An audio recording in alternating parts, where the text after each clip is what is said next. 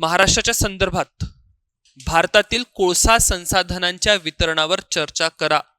भारतीय कोळसा पुढील आव्हाने कोणती आहेत? सोपा प्रश्न आहे. भारतामध्ये किती कोळशाचे साठे आहे? एक इंट्रोडक्शन होऊ शकतं. Quantity clear. क्वालिटेटिव्ह पण इंट्रोडक्शन असू शकतं की भारतामध्ये बहुतांश कोळशाचे साठे हे बिट्युमिनस दर्जाचे आहे, ज्यामुळे वारंवार भारताच्या कोळशाच्या प्रती संबंधी आपल्याला समस्या दिसून येतात. राईट.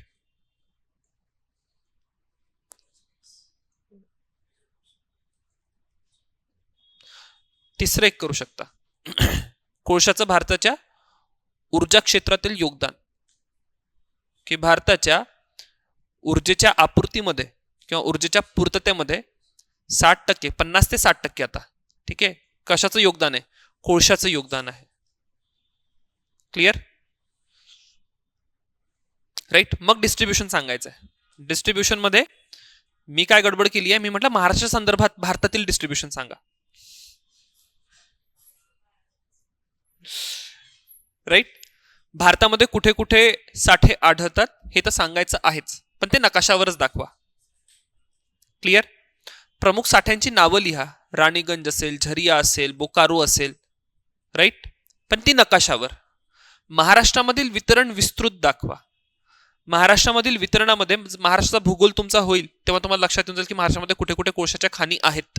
राईट. प्रामुख्याने चंद्रपूर जिल्हा असेल, नागपूर जिल्हा असेल, हे 2 जिल्हे आहेत. यवतमाळ. राईट.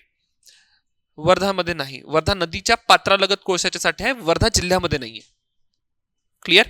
त्या 3 जिल्ह्यामध्ये वर्धा नदी किंवा वैनगंगा खोऱ्यामधले कोळशाचे साठे आहेत. क्लिअर. कारण की वर्धा असेल किंवा नागपूर जिल्ह्यामधील ज्या ठिकाणी कोळशाचे साठे आढळतात त्या वैनगंगेच्या उपनद्या आहेत. क्लिअर. तर तिथे तुम्हाला कोळशाचे साठे आढळतात. राईट. मग त्या साठ्यांमधील प्रमुख नावं लिहा, कोणकोणत्या खाणी आहेत. क्लिअर. आणि महाराष्ट्राच्या संदर्भात त्या साठ्यांचं काय महत्व आहे ते सांगून द्या, की महाराष्ट्रामध्ये प्रमुख जी थर्मल पॉवर प्लांट्स आहेत किंवा औष्णिक विद्युत प्रकल्प आहे, हे सर्वचे सर्व औष्णिक विद्युत प्रकल्प तुम्हाला कुठे आढळतात? या कोळशाच्या साठ्यांच्या सभोवताल, ज्यामधून महाराष्ट्राची प्रमुख ऊर्जेची पूर्तता होते.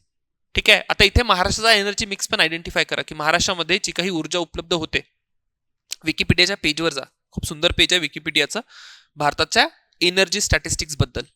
राईट. भारतामध्ये कोणत्या क्षेत्रातून किती एनर्जी आपल्याला मिळते, सगळे स्टॅटिस्टिक्स आहेत. Go through it. राईट. महाराष्ट्राचा डेटा प्रिपेअर करा त्याच्यातून. समस्येमध्ये सगळ्यात पहिली समस्या आहे ती म्हणजे गुणवत्तेची समस्या. ठीक आहे. राखेचं प्रमाण उच्च आहे, at the same time calorific value low आहे. ठीक आहे. कॅलरिफिक व्हॅल्यू काय आहे ते नाही सांगणार. कॅलरिफिक व्हॅल्यू नावाचा काहीतरी शब्द असतो, शोधून घ्याल काय असेल. ठीक आहे. सो कॅलरिफिक व्हॅल्यू लो आहे. मॉइश्चरचं प्रमाण जास्त आहे. राईट. साठ्यांचं जर वितरण तुम्ही बघितलं तर साठ्यांचं वितरण कसं आहे? असमान आहे. क्लिअर. त्यानंतर काही पर्यावरणीय परिणाम सुद्धा आहे कोळशाच्या खननामध्ये. जमिनीची अवनती, पर्यावरणाची हानी, प्रदूषण मोठ्या प्रमाणात होतं. ठीक आहे. आणि आपली उत्पादकता जी आहे ती कमी आहे. त्यानंतर डिकार्बनायझेशनचा पेच आपल्याला या ठिकाणी दिसून येतो. काय डिकार्बनायझेशनचा पेच? COP29 या ठिकाणी कोट करा की COP29 मध्ये सर्व देशांनी जीवाश्म इंधनापासून संक्रमण करण्याचा निर्धार केला होता. ठीक आहे. Transition from fossil fuels. पण शक्य आहे का? नाही. भारताच्या सारख्या विकसनशील राष्ट्रांना हे शक्य नाहीये. तर म्हणून डिकार्बनायझेशन मध्ये नेहमी चॅलेंजेस असेल. ठीक आहे. निष्कर्ष काय आहे? क्लीन कोल टेक्नॉलॉजी असं काहीतरी आपण करू शकतो. कोलबेड मिथेनची तुम्ही चर्चा करू शकता किंवा नवीकरणीय ऊर्जेची तुम्ही या ठिकाणी चर्चा करू शकता. क्लिअर.